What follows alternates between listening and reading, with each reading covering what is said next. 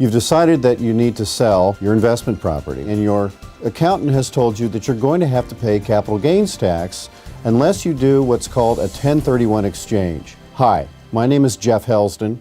I'm a business and real estate lawyer in Fircrest, Washington, and I have been helping people do 1031 exchanges to save on capital gains tax for 22 years. So what is a 1031 exchange?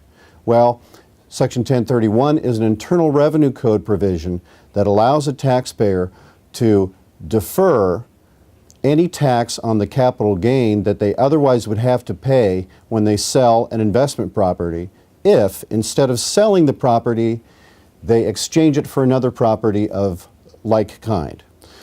This is a non-recognition provision. What it really means under the code is that the gain that the taxpayer has realized, which is a term that's used under the code, realization of gain, will not be recognized if the taxpayer complies with the statute.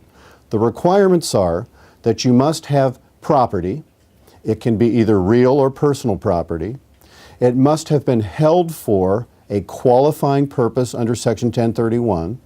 And the kinds of properties that can be exchanged are properties that are either held for a productive use in a trade or business or for an investment purpose. The property must be exchanged by you for another property of like kind meaning any piece of real estate that has been held by you for an investment purpose can be exchanged for another piece of real estate that is to be held by you for an investment purpose. There must be an actual exchange of properties. If you were to sell that investment property that you have and then later buy another property, even if it is of like kind, it's taxable. You cannot sell and then follow that up with a purchase and comply with Section 1031. There must be an actual exchange of properties. And the same taxpayer who sold property must be the taxpayer that acquires the next piece of property.